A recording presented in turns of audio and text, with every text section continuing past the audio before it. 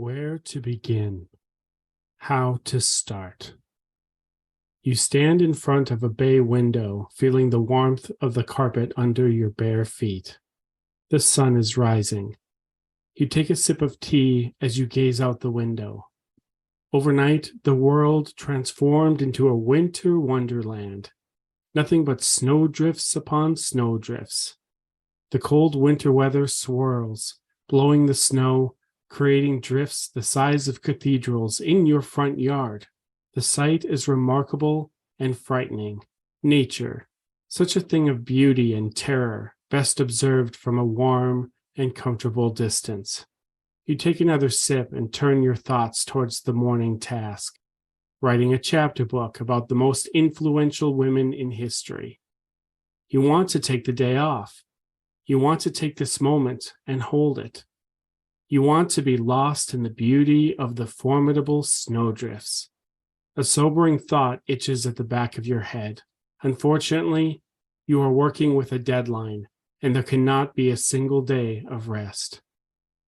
Too many days off. You speak softly into the mug, unchanging eyes. I can rest when it's over.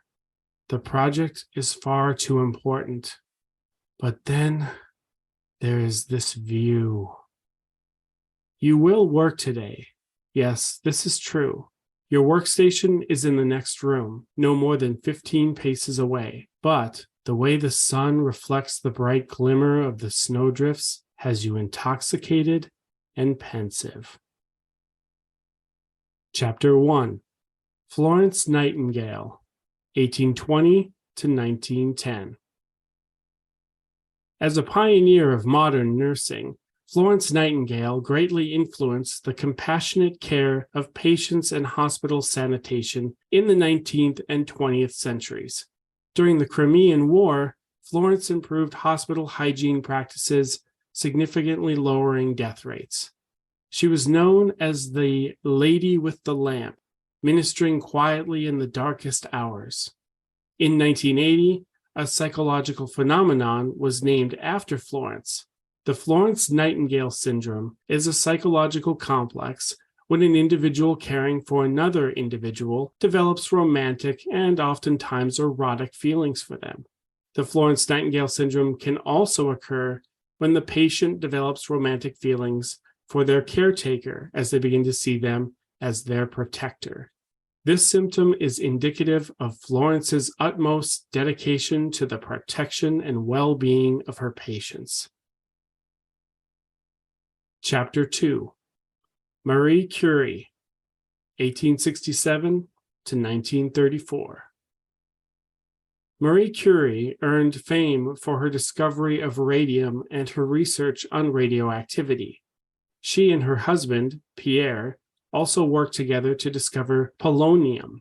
During World War I, she developed mobile X-ray units for use in field hospitals.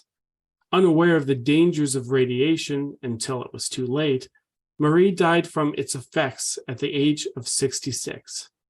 Marie Curie was the first woman to win a Nobel Prize, the first person to win a Nobel Prize twice, and the first person to ever win in two fields, physics and chemistry.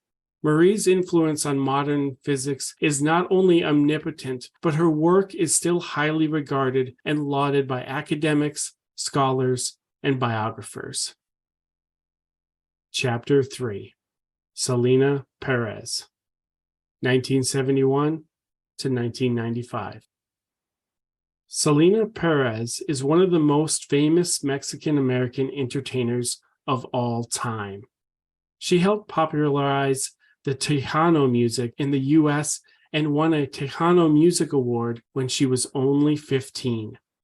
She became a fashion icon, designing and selling her own clothes.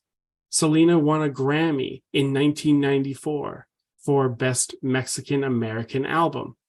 It included one of her most famous songs, Como la Flor. Selena paved the way for other Latina performers such as Margot Ray, Mrs. Hips Don't Lie, Shakira, and good old Jenny from the Block, Jennifer Lopez, who portrayed Selena in the 1997 biographical film titled Selena. After being murdered on April 16th, her birthday, by Yolanda Saldivar, the president of Selena's fan club, eventually the day became recognized in Texas as Selena Day. She was 23 years old. Still standing in front of the window, mug in hand, the sun rising in the distance, inspired by the visual, you contemplate the significance of your project. For decades, centuries even, women's influence on science, politics, art, literature, psychology, anthropology have been largely ignored. What would modern life be without these intrepid and noteworthy individuals? The sun reflects off the nearest snowdrift, brushing back the shadows, exposing its shape and texture in new and fascinating ways. You sip from the mug and stare. Chapter 4. Julia Child, 1912 to 2004. During World War II, Julia worked as a spy for the Office of Strategic Services, which became the basis for the American CIA. For her duty and service during wartime, Julia received an award that cited her many virtues. Cheerfulness was one of the listed virtues. In 1951, Julia graduated from a prestigious French cooking school. After her graduation, she became a private student to some of the biggest master chefs of the time. Before the publication of Julia Child's 726-page Mastering the Art of French Cooking in 1961, most Americans didn't know what an omelet was. But when she cooked one during a guest appearance on a book review show, it launched a culinary sensation. Julia Child is responsible for creating the first broadcasted and syndicated cooking show. The French chef ran on public television for 10 years, where she not only taught Americans how to prepare and appreciate fine cuisine, but created a television sensation that would allow for food and cooking exclusive channel programming such as the Food Network. Chapter 5. Jane Goodall, 1934 to present. Jane Goodall is one of the first women to become a primatologist. Jane is a pioneer. Jane knew at a very young age that she was destined to work with animals. She yearned to become an anthropologist before she was old enough to even understand what anthropology is. During that time period, a little girl expressing any desire to work in anthropology would call for an immediate subversion of her interest, as women weren't really welcomed into the field until the late 1950s. One time, while just a girl, Jane's mother had to accompany her to Gombe Stream National Park because the British government wouldn't allow a young woman to travel alone in the area. Jane spent years studying primates in the United Republic of Tanzania, located in East Africa. During her time, it was common practice among primatologists to assign a number to each primate involved in their studies. Jane set herself apart, breaking the conventional numbering tradition by assigning names to her primates, therefore opening the door for emotional attachment and bonding between herself and the Chimpanzee Society. Jane's persistent work in research transformed our understanding of chimpanzees, writing about how they make tools, eat, hunt, and exhibit social behaviors that are very close to humans. Her research found that it isn't only human beings who have personality, who are capable of rational thought and experience complex emotions like sorrow and joy, but primates can perform and experience all of these things and more. Chapter 6. Frida Kahlo, 1907 to 1954. Frida Kahlo was one of Mexico's greatest artists, an icon of female creativity and a role model of female independence. At 18, Frida was severely injured in a bus accident, causing her lifelong physical pain. Bedridden for months, Frida started painting using a specially made easel that allowed her to create while remaining in bed. Painting became a way for Frida to explore questions of identity and existence. Early on, Frida developed an interest in capturing the human essence. At her request, a mirror was placed above the easel so that she could paint self-portraits. She explained, "I paint myself because I am often alone and I am the subject I know best." She later stated that the accident and the isolating recovery period made her desire to begin again, painting things just as she saw them, with her own eyes and nothing more. Later in life, Frida drew inspiration from Mexico's folk culture and people. Her technique usurped conventional representations by frequently mixing fantasy and realism with autobiographical elements. Frida's art explored concepts such as identity, gender, class, and race within Mexican society. Her art was not merely aesthetically pleasing, but it challenged, influenced, and transformed an entire generation. Chapter 7. Joan of Arc, 1412 to 1431. Joan was born in the Duchy of Bar, a portion of land located in northeastern France. She was born into a peasant family. At a young age, Joan claimed to be guided by visions brought to her by the archangel Michael, Saint Margaret, and Saint Catherine. Her visions promised that Joan, a teenage girl, would inspire the country and lead France into breaking the long-standing English subjugation. French morale was at an all-time low. Years of unsuccessful conflicts against the English left the French army demoralized, uninspired, and eager to give up the cause. A prophecy grew in the French countryside, a prophecy promising that an armed virgin would emerge to save France. Due to the growing rumors of prophecy, a teenage girl, armed with her visions, devotion, and purity, found favor with King Charles VII. This teenage farm girl led French forces in several battles. Joan led troops at the Battle of Orleans, resulting in the capturing of Saint-Jean-le-Blanc, a heavily fortified commune. Despite taking an arrow to the shoulder, Joan continued to encourage the militia and press the offensive. At the end, English forces retreated. France proved to be a formidable foe. The conflict inspired and provided hope to a demoralized nation. Joan's devotion to her faith and unrelenting courage assisted in turning the tide of the 100 Years' War for France. On May 23, 1430, Joan and 400 troops attacked an English camp at Margny.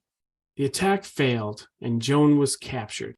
The English charged her with blasphemy and heresy. Due to her admission of visions and her male clothing, cross-dressing was viewed as deplorable and thoroughly unchristian. The English portrayed her as a maniac, a sinful woman suffering from demonic visions. Joan remained resolute in her faith, claiming that she would be judged by God, not her oppressors. Despite her plea, King Charles VII didn't intervene, and Joan was publicly burned at the stake. She was 19 years old.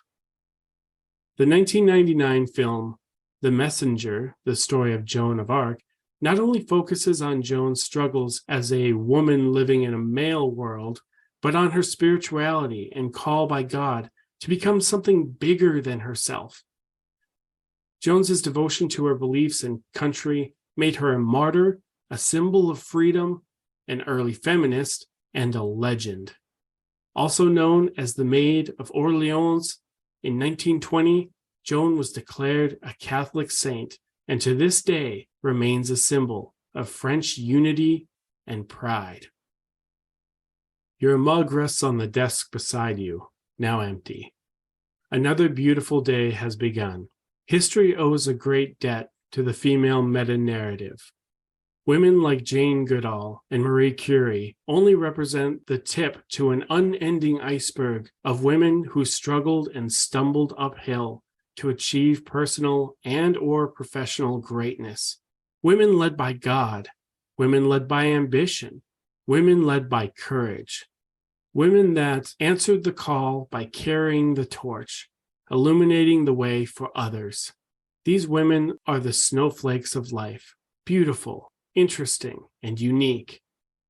Seated at your workstation, you begin to type, slowly at first, but picking up speed. Just as snowdrifts are the sum of their parts, modern life is the sum of its influencers, male, female, and everything in between. After all, what is a snowdrift without its multitude of snowflakes? Released in 2022 by Underdog Games, Her Story, Iconic Women of History, is a competitive card drafting and tableau building game for 2 to 5 players. To copy Will Wheaton's lead-in on his YouTube show, Tabletop, RIP, in the story of the game, you are a writer tasked with writing a chapter book about amazing women from all backgrounds, ethnicities, time periods, education, and geological positioning that impacted history in imperative and undeniable ways. At its core, Her Story is a card drafting game. Each card is a representation of an iconic woman from history. The object of the game is to be the player with the most victory points after 8 chapters. The game is played in rounds. On a player's turn, there are 4 possible actions. 1. Research, where the player selects a research token from the board and adds it to their pool. Research tokens assist players by providing them specific icons. 2. Use a library card, a 2-time per game use that wipes the current selection of resource tokens and replacing them with new ones drawn from a bag. After placing the new tokens, the players then awarded the opportunity of adding 1 to their pool. 3. Draft a chapter. Taking a card from the main board, also known as the idea board, and adding it to a draft area where it is protected from being selected by other players. Each player board includes 2 card slots for drafting. 4. Complete a chapter. Paying the required research symbols on either a card from the idea board or a player's personal draft area. Each card represents a specific chapter in your story. The first card is chapter 1, second is chapter 2, and so on. Points are scored based on the card. However, if a player has what I like to call exact change to pay for a card, they score an additional 3 points.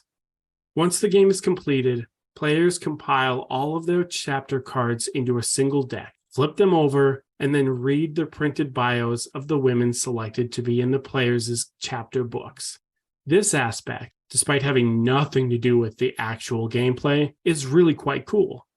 Ever since playing Spy Club, where after a campaign of 5 games, players are encouraged to sit for 5 minutes and come up with a silly crime story using objects, locations, motives, and individuals from each game. I've enjoyed the additional unique experiences modern tabletop games offer. This transcends Her Story from not only being a game, but being in it. I'd like to take a pause for the cause, switch gears for a moment, if I may, and reference the highly popular animated series, The Simpsons. The bad news is that the reference is more of a visual gimmick, not quite suited for an audio podcast. The good news is that it's from classic Simpsons, as the show has been virtually unwatchable for well over a decade.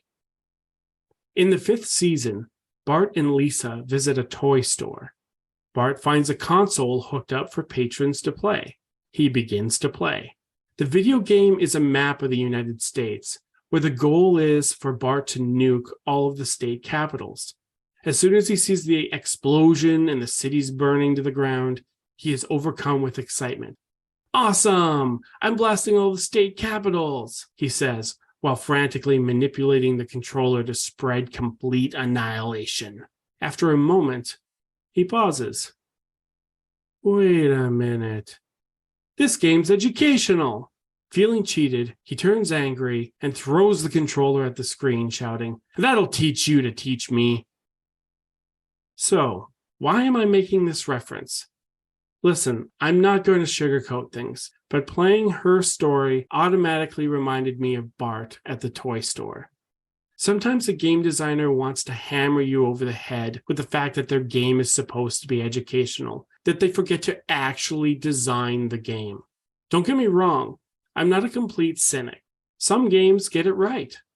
They start with a solid foundation of gameplay, and the educational aspect comes on real subtle.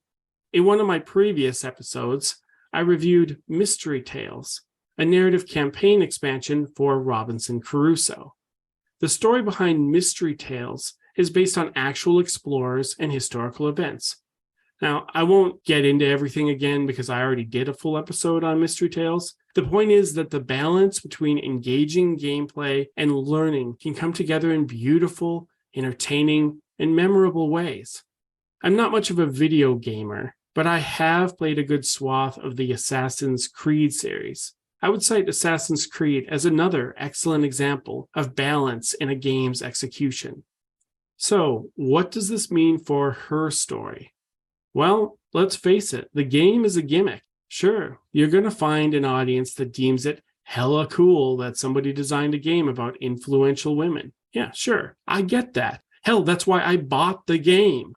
However, since this is my show, and I like to consider myself a seasoned gamer, the gameplay here is an absolute snooze fest. Not only does her story not bring anything new to the table, but it refuses to do what it does in an entertaining way. Uninspired game design. Yuck. There are games currently on shelves that not only do what her story does, but executes it in far more entertaining, interesting, and provocative ways. Honestly, her story is perfect for librarians to have in their school library, history teachers to use in the classroom, or families looking for a way to get their younger gamers to the table. While I do not deny her story's existence and significance, given the right scenario, I simply cannot recommend the game for anyone outside of the previously mentioned situations. For regular gamers, when you get over the gimmick and get the game to the table, well, just like Bart, you realize you've been had. Okay, so on the plus side, her story's presentation is top-notch. The cards, the artwork, the individual player boards, the neoprene game board, everything looks great. The production company spared no expense. And let's face it, the theme is not one that comes up in popular game design. This breath of fresh air, despite my negative review, is something every designer should strive for. And we need games like her story. In a hobby obsessed with zombies, pirates, and superheroes, despite the atrocious gameplay, kudos to the developers for trying something fresh, something new. A board game that highlights the important contributions made by women doesn't overtly sound like an engaging theme, but not for nothing, it gives a voice to the voiceless, and that's awesome. I can only imagine the risk and ambition involved in making a game like her story a reality. But next time, let's focus on theme and gameplay. Okay, guys? Thanks. In closing, while her story, Iconic Women of History, is an absolute uninspired mess, it is, however, a step in the right thematic direction, influencing and shaping game design towards exploring the lesser-known and underappreciated aspects of human existence. To paraphrase American journalist and activist Gloria Steinem, from a thematic standpoint, her story inspires individuals not to think that we need to make women fit the gaming world, but to think about making the world of gaming fit women. My name is Andrew Davidson. I hope I have given you something to think about.